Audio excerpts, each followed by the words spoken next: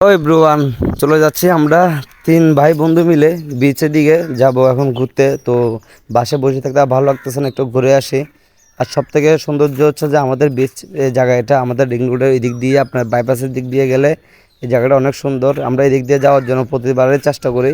আর জায়গাটা একটু দূরে হলে কিন্তু জায়গাটার ব্যাকগ্রাউন্ডগুলো খুব সুন্দর আসে, জায়গাটার ব্যাকগ্রাউন্ডগুলো অনেক সুন্দর। তো যাচ্ছি আমরা বিচের দিকে। যাওয়ার আগে ভাবলাম এত দূরের পথ একটু তেল ভরে নিই। তো আমরা পাম্পের ভিতর ঢুকলাম। পাম্পের ভিতর ঢুকে তো একটু তেল নিব, আমার বন্ধুকে একটু ভিডিও করতেছিলাম, ক্যামেরা দিয়ে তাকাইয়ে কিচ্ছু বলতেছে না। আমার ছোটো ভাই একটা ভেটকি দিল, যেহেতু ক্যামেরার সামনে আসলে একটু এই শরম পায়। আর এমনি আমার ছোটো ভাইটা খুব ভালো একটা ছেলে। তো তেল ভরে ফেললাম, সাথে আমিও একটু দেখালাম আমার চেহারাটা একটু সবাই দেখুক। তো আমাদের তেল ভরা শেষ, আমরা আবার গাড়ি টান দেওয়া শুরু করলাম। টান দিতে দিতে আমরা যাবো বিচের দিকে। সব থেকে বড় বিষয় হচ্ছে এদিকে ব্যাকগ্রাউন্ডগুলো খুবই সুন্দর। আমরা একটু স্পিড বাড়াই দিলাম, আর গাড়ি চলতেছে 100-এর উপরে।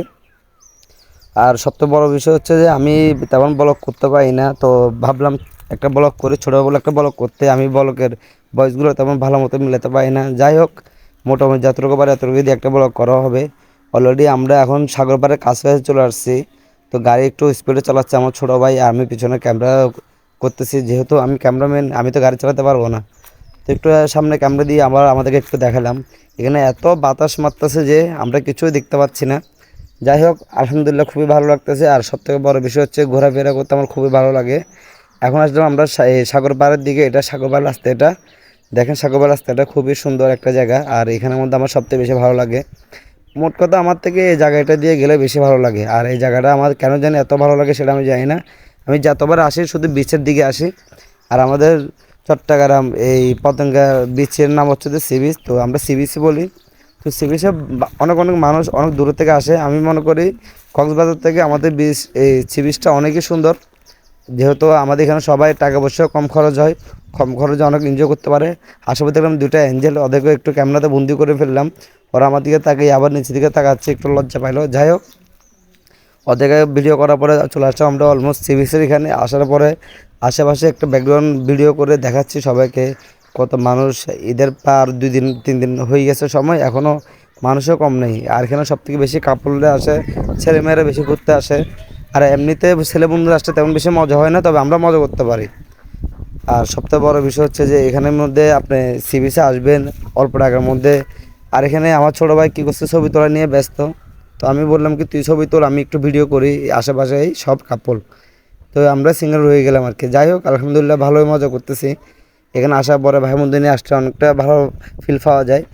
সূর্যও দেখা যাচ্ছে। আর এখন এই সন্ধ্যা বলতেছি বিকালবেলা টাইম। তো ওয়েদারটাও খুবই সুন্দর। আর পানির ঢেউগুলো এখনো ধইরা নিয়া বইরা দিল আমার ব্যাগে থলিতে। আজ যাব না বাইগন তলিতে, ও ললিতে। আজ যাইব না বাইগন তলিতে। আমার কফি শেষ। কই যায়? 30টা দিয়ে দিলাম। এখন খাবার জিনিস বলে আমি ছবি তুলতাম। আমি অর্ধেক খাই আসি, সে তুলে দে।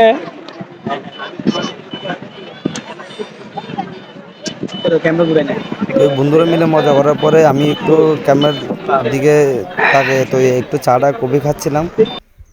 কফি খাওয়ার পরে তো আবার একটু ভিডিও করতেছিলাম। ভিডিও করার পরে যেহেতু অলমোস্ট সময় শেষ হয়ে গেছে, তো আমরা চলে যাওয়ার উদ্দেশ্যেই চলে যাব। এখানে আর ভালো লাগতেছে না, তো আমরা অলমোস্ট চলে যাওয়ার জন্য আবার ব্যাক আসতেছিলাম। ব্যাক আসার আগে একটু সামনে ক্যামেরা দিয়ে সবাইকে একটু দেখাই। দেখানোর পরে তো যাওয়ার আগে আমি কি করি, আমার চেহারা একটু সবাইকে দেখানোর পরে বাইন্ডানে ঢেউটু একটু দেখাই। দেখার পরে আমি যেহেতু চলে যাব, তো এখানে তার আগে আমি একটা রিলস ভিডিও করব। কোনো প্রিয় জিনিস হারিয়ে কষ্টে নেই, এ কথা বলার মানুষ আমি নই।